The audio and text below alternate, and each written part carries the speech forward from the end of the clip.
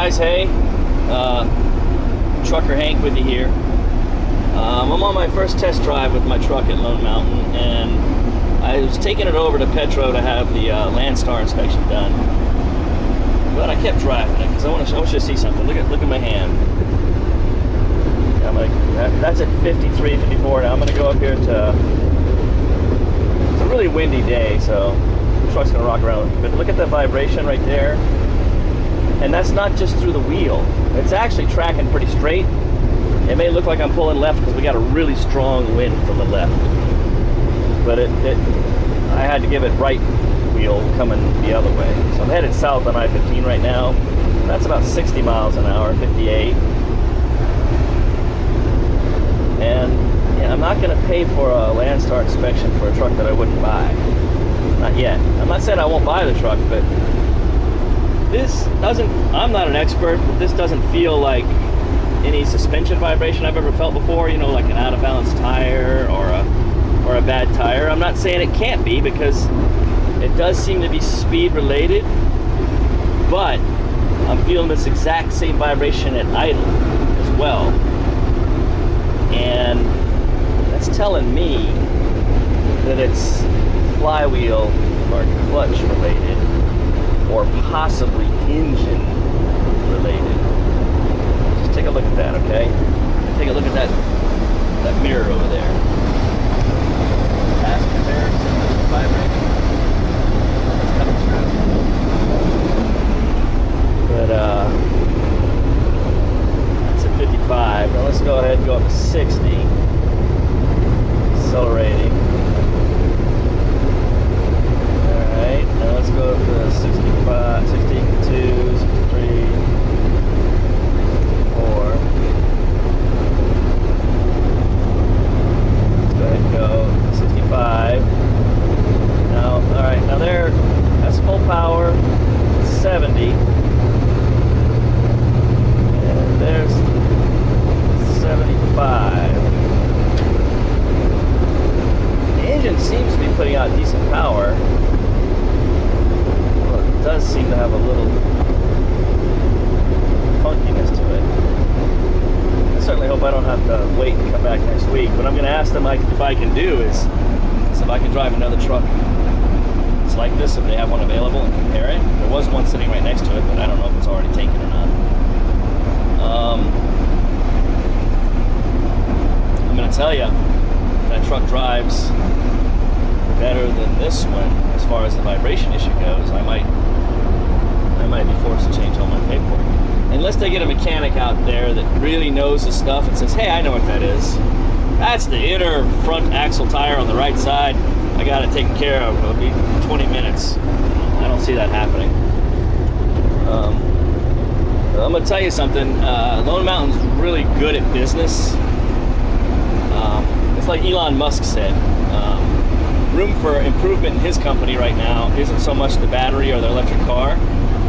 He says that will improve with time, but where he has potential for an order of magnitude of improvement is in building the machine that builds the machine. And I'm going to say that the machine that Lone Mountain has is it's impressive, but it's a money-making machine. It's not a truck maintenance machine. I can see that they skimp mightily on. I wouldn't put a truck like this on the line. I was a service writer for quite a few years at Ford. So let's just take a look now. Decelerating through 55. Let's see. I got my brakes on. There's 50. I'm going to put the clutch in and I'm going to put it in neutral. By the way, it's got a 9-speed, which most guys hate, but I like the idea of a 9-speed because I can convert it to a 13.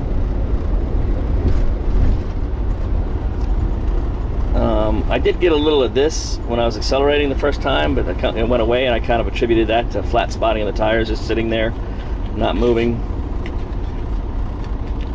It's kind of chilly out. I'm not gonna say it's chilly, but it's like 60 degrees and windy. All right, let's see if I can film and uh-oh, that's a 9-speed. Okay, there we go.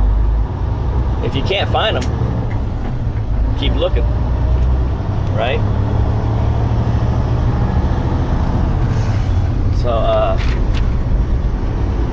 So what we're doing here is, oh, you want to say hello, Chanel? Oh, Truck Dog says it vibrates too much, Dad. Does it vibrate too much? Oh, I'm sorry. All right. Yeah. And I wanted to take it down to the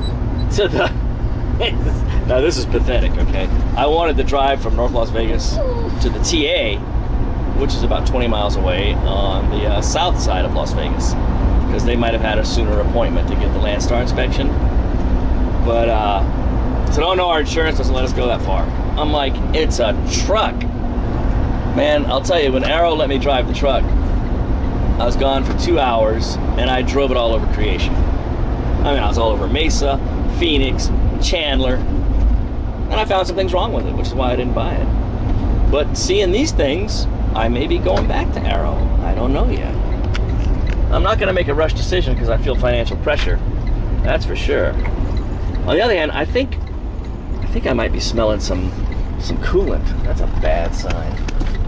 That's why we drive these things, right, folks? Okay, look at there. See, the 9-speed going around a corner, it likes to be on the low side in 4th gear, or 5th, count low as 1st. But yeah, my 10-speed, you could go around on the top side, lowest on the top side. But you know, I see some things that are a little funky.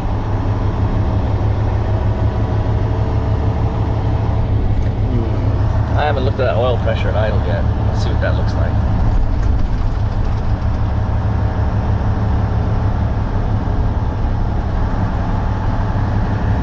They're gonna see me pulling back in, want to know what's he doing back.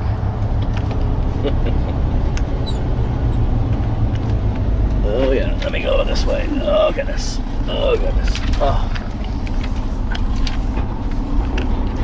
Oh, I don't know which way to go. Oh shit. Okay, we're gonna go this way. Hey, I'm just going through the parking lot with a big rig. It's no big deal. So you guys can see what I'm up to.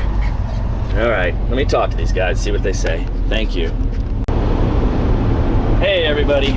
It's still the same day, April 19th. Still a Lone Star looking at trucks. A Lone Star. Lone Mountain Truck Leasing looking at trucks. Trucker Hank. I'm in another one now. This one's got over 500,000 miles. And let's see, it's at 533. I don't know if you can see that or not. I don't have my phone up as a monitor. But I wanted to show you, here's my hand at 73, 74 miles an hour. There's a slight vibration, but it's not something that causes me any concern. The other one I get in it, it's concern, but I don't like this one. This is what happens, man. I'm not crazy about this one because I get in it and I feel like it's not as clean. That's because it's got 50,000 more miles on it, almost 60,000 more miles. And it's not as well cared for. The engine feels a little doggy. You ever driven those Detroits that have the, obviously, you know, they have the DPF filters and all that. Well, like when you're at a stop, you kind of got to give them a little extra gas to get them to go. You know what I mean? Like feather the throttle, like boom, boom, boom, whoa, you know, just to get it to come up a little bit, you know, because the throttle response is down. That's how this one is. So it really bothers me about the other one. The other one seems like it's in really decent shape, but it's got a terrible vibration. And it's got 10 brand new tires, I found out, since I took it back. And I want to be reasonable with Lone Mountain because I feel like some people on YouTube are not reasonable with them, and because I want a truck. But I'm gonna be honest with you, a 2012 Mac, the sleeper that I drove, an Arrow, drove better than the other truck. I'm not gonna say the other truck drives bad, I'm gonna say there's a bad vibration. Everything about it seems okay until it gets to 50 miles an hour, and then this god-awful vibration comes in, and it stays there. And the faster, it just, you know, it doesn't get worse the faster you go, it just, the vibration's there. It may get a little worse at 60, but anyway. They said they took it on a nice long test drive and it drives like a Freightliner, which is pure, I call pure bullshit on that. And then I said, well, go for a ride with me so I can show you. He goes, no, I'm short a mechanic and I'm really too busy. I'm like, okay, well, fuck you too. That's not what I said, but that's what I felt, okay? I'll probably have to bleep that. But, you know, if, and I know why he doesn't want to go on a ride with me. Because I'm going to call him on his bullshit because it vibrates like a motherfucker. And I don't like it when people bullshit me. That's the thing I got zero tolerance for. But just because one guy that's overworked and, you know, probably is short a mechanic and is expected to get a certain amount of work done, just because he's going to try and blow smoke up my ass doesn't mean the entire company's trying to blow smoke up my ass. So I want to be clear about that. That's why I want to be fair with him and give him a good shot. Now, this is a real pain in the ass for me because I just went ahead. It's not on Lone Mountain. It's on me. I went ahead and filled out all the paperwork at Landstar based on the other truck. Even paid my $22.90 for the other truck, which I'll have to get my money back from the federal government if I don't get it. And I don't think I'm gonna. I think I'm probably gonna leave without a truck today. I'm not decided. I haven't decided whether I'll get my deposit back yet or not. But I think it would be better to be another week without work than to take something I don't want. You know. Uh-oh. I'm running a pink light. Wonder whose fault that is. Yellow and red make pink. Well, you didn't see that if I didn't see it. I don't want to make you sick throwing the camera all over the place. Chanel, what do you think? Whatever you say, Dad. Just give me another chicken sandwich. Oh. Did you hear that? I heard that. Because I got our grilled chicken sandwich from Wendy's a few minutes ago. Got myself one too. That might be too close looking at my nose. That's probably awful. I'm not used to this YouTube stuff. Anyway, guys. Still recording. It'd be funny if I'm talking to the camera, it's not recording. I'm headed back to the great Lone Star, or Lone Mountain, I don't know why I call him Lone Star, right now. And I am going to see what they have to say. And I'm going to turn this around on me right now. And I'm showing you what a professional I am because I can drive and hold a camera and shift and pet the doggy, and that literally means pet the doggy. Weirdos of YouTube. And anyway, over here on Lone Mountain Road, ironically, going to Lone Mountain Truck Leasing in fabulous North Las Vegas. Oh, it's funny, they said that their insurance didn't pay for us to go to Las Vegas, just North Las Vegas. But as soon as you get on the freeway, you're in Las Vegas again. Anyway, there they are. Lone Mountain Truck Leasing. God bless them. I guess I'm gonna see what they have to say about this because I'm definitely not interested in this one. Right? Okay, you stay still. I'm gonna put you back in the car. See, she's gotta go back in the car. And I've got to get this done. I'll talk to you in a little bit and show you what's going on. Hey folks, Trucker Hank and Chanel. That's a truck dog right behind me there. I am headed back to my hotel from Lone Mountain Truck Leasing. It's April 19th, 2018. It's a Thursday. I am headed back home, or to the hotel, in my car. The truck I had picked, and the truck I'd filled out all my paperwork on, and even the truck that I had paid my $22.90 taxes on, with Lone Mountain Truck Leasing, I just couldn't take it. And you guys saw why. Beginning of this video. I'll try to slice this in. I'm not a very good editor though, so that's what I'll probably spend my time doing this evening. I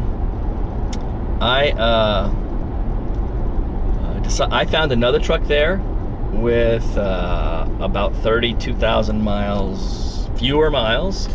So I think from about 475 to 445, so about 30,000 miles. Or 450. 25 or 30,000 miles, fewer miles. Actually, I can tell you. What am I doing? Instead of guessing, I should just look, right? Yeah, I should just look. It has a Detroit 2-liter with a 3-speed, 3 on the tree. Yeah, that's not what it has. Yeah, oh, that's right. I'll tell you about that too. Yada, yada, yada, yada, yada, yada, yada. Okay, there it is. That's 450,000 miles. So 25 or 26,000 miles less than the other one I was looking at. The other one, let me tell you, they really did a good job cleaning it up. Put all new tires on it. 10 new tires. Really a great job. They were attentive to my needs. I just couldn't bring myself to because I drove an old, another 2014 that had over, I think I showed you that, had over 500,000 miles on it, and it drove better. It drove smoother. It drove the way a truck's supposed to drive. It didn't do this thing where it starts going, vibrating really hard. I'll do that again for you. That's not cool. No. Anyway, it just wasn't doing stuff. I think the maintenance manager is probably pulling his hair out. I just don't like it when somebody blows smoke up my ass, whether it's their fault or not. And I'm going to tell you, he blew smoke up my ass. Okay? But I understand where he's coming from. I'd probably be doing the same thing if I were in his shoes. So while it's his job to do what he does, it's my job to look out for me. And I'm going to give props to the salesman. Whether or not he was irritated, he did not let it show. That's cool. That's really cool. I can't say whether or not the lady, my coordinator over at Landstar, will be the same way. I hope she is. I understand if she's frustrated because, anyway, I'm changing all my paperwork to this truck. I've decided, that I would have actually, this truck, I would have actually took it in the condition that it's in. That is not detailed and so on and so forth. I only could find one thing wrong with it, and that was either an EGR cooler leak or an EGR cooler inlet O-ring or inlet gasket leak. I'm not sure exactly. I can't remember if the DD15 EGR cooler uses an O-ring or a gasket where it goes in the side of the block. I think it's an O-ring. I'm not sure though. I'm not a diesel mechanic. But I know that it's got a little bit of a leak. Very minor. I mean, even the oil in this truck hasn't been detailed or anything. Even the oil looked like it was brand new. And it's another Swift truck, by the way. Not same thing. 2014 Freightliner Cascadia Evolution. And it's gonna get 10 new tires too, because the front tires were just atrocious. And they're not going to put you out of there with crap tires. And by the way, they don't use crap Chinese brands. They use quality brands. The other truck I was looking at had some Bridgestones on it. So they're not... I'm going to tell you something. Cover all you little people with virgin ears, cover them. Low mountain truck sales, they don't fuck around. Okay? For the most part, I can see they're trying to move trucks. I'm not going to be a cheerleader for them. On the other hand, I'm going to try to be as honest as I feel as I go through the experience. So you're getting I'm not going to edit out what I said earlier about the manager. Not the manager. Yeah, I guess the service manager. On the other hand, I am going to say that I feel that he's coming. I can appreciate when somebody says no. Okay? You ask somebody to do something and they say no. At least they don't hem and haw around. It's like, oh, well, this or that. He goes, no. I said, can you come ride with me in the truck and see how it feels? No. Whatever his motivation was, that's not for me to figure out. Thank you. I know you like your stomach scratched, but I'm going to drink some water, okay? Can I do that? I know you're like, she's really, my dog, truck dog, Chanel, is very needy right now. In a needy way. She's been on multiple test drives. in and out of several trucks. I even looked at an International ProStar, ProStar Plus. I would have maybe gone for it if the had a Cummins ISX 15 in it. If it wasn't the ISX 15 400 ST, which I believe is some kind of thing with something torque. You know, that's 400 horsepower and I don't know, sequential torque. I don't know. It's something to do with the way the torque curve goes. And I'm going to be running heavy at times, and I live out west, and I'm going to run out west on the mountains. I'm going to want as much power as I can get. At my job as a driver that I recently quit to go do this, I drove an ISX 15, and it was a 475 horsepower with a 10-speed, and it I liked the way it pulled. A lot of guys didn't, because they liked the Detroit, because the truck I had before that for a couple 100,000 miles was a Detroit with the DD15 in it. These were both rider maintained trucks, which means they don't do anything to those DPFs. They let them get all plugged up before they'll do anything. And I'll tell you, the Detroit becomes very sluggish, and its throttle response becomes next to nothing when the DPF starts to get really built up with soot. That even so much that the what do you call it, the regen won't even get rid of the soot. That's when you gotta take them out and clean them, and that's not what Ryder's about, let me tell you. Don't get me wrong, they'll fix things that need to be fixed. And I tried explaining that to them about the truck that I wanted to get. I'm like, if I took this truck to Ryder and they drove it and they brought it back to me, and they said, oh, there's nothing wrong with it, all I'd have to do is complain to the manager would go drive it, and that truck would be fixed. Which tells me that I think they're afraid there's something wrong with it, because they kept on saying their excuse, and this is an excuse, by the way, Lone Mountain, if you ever see this, their excuse for not fixing it or doing anything more to it was, well, we've already put so much into it, we're not putting anything else into it. I'm like, well, you got no choice. I don't think another driver is going to take that truck from you, and if they do, poor slob, I think it's a rolling time bomb, and it's going to come back to, you know, you're going to eat that truck at some point. You know, fix it now, make your money on it. There's no way you're going to put more into it than you're going to get out of it if you obviously if it doesn't come back for a repo. And a truck that breaks down early on in its career, especially if it's something driveline related, which I suspect this truck is, driveline related, not engine. I'm not sure. I'm not a tech, but I think there's going to be some type of catastrophic failure somewhere. I don't know where though. Or it could be something as stupid as some, you know, did they the carrier bearing for a drive shaft, or the shaft between the two rears. I don't know. Something's out of balance somewhere. Something's not right. But anyway, that's neither here nor there. This new truck, by the way, comes with a 9-speed DD15. You know, it's got the 505 horsepower, but you know, they're derated to 455, I think, by Swift or by Detroit, but or Freightliner when they're built. But this is the 505 horsepower engine, and you can just go to Freightliner or I'm sure W.W. Williams or somewhere like that, and have them uprated for you to 505. Comes with a 9-speed, but they're converting it this week for me while I wait. Very nice. They're converting it to a 13-speed, and I'm like, yes, 13-speed.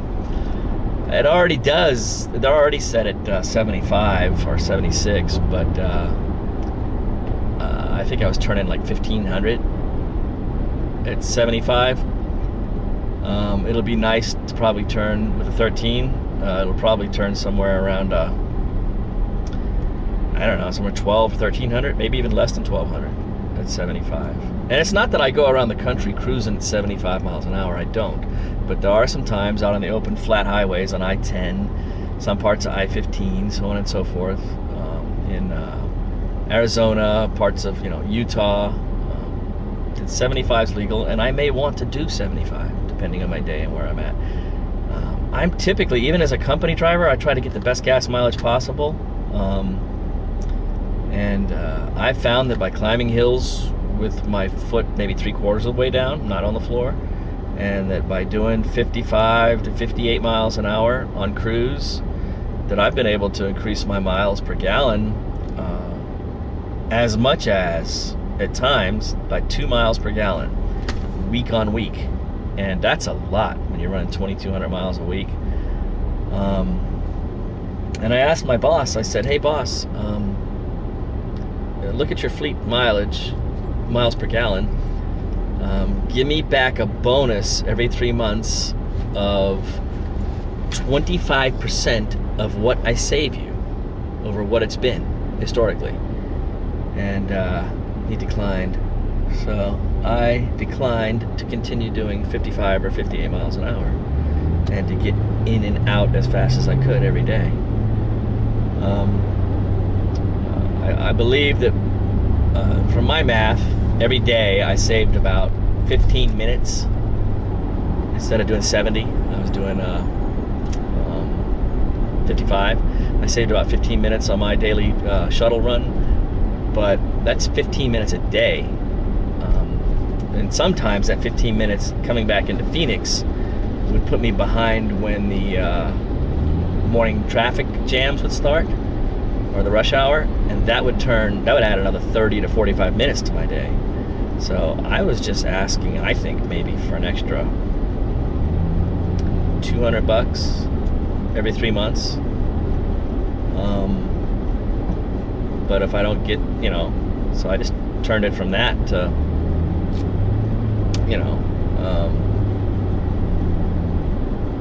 my time is money, Instead of working 8 hours a day, which was about what that job was, I worked 7.5 or 7.25 some days, that much less. That was when everything went perfect. I averaged about 45 hours a week, which to me, as a truck driving job, is a part-time job. But because it was always at night, started at 9 p.m. every night, got off at 5 a.m. or 6 a.m. if everything went perfect. That's after a year doing that, let me tell you, you really start to feel it. After 2 years, you're a zombie. It really messes with your hormones and everything in your body. The circadian rhythms. Anyway, this video is meandering now. Headed back to the hotel. Instead of staying tonight, I get to pay for another stay tonight. But I'm gonna head back home to Central Arizona, and I'm going to work on my paperwork this week, and I'm going to apologize to Landstar for not being in orientation next Monday. A week from this coming Monday, I'll be in orientation. Jeez, I think I may even have to take another drug test. Is that true? Do I have to do that? No, I don't think so. I think my results are... I don't know. Doesn't matter. Either way, I hate to make them do it. No, I think I paid for it. What do I care? I'll take another drug test. Anyway, I'll see you guys later. Come here, truck dog. This is truck dog. Say bye, truck dog. No, you don't want to say bye? No.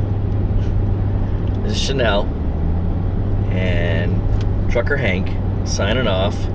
I'll give you an update later on about Lone Mountain truck leasing. And hopefully my experience will help you in your decision as to whether or not to get out here and be a part of the booming trucking industry right now. All right, guys, thanks.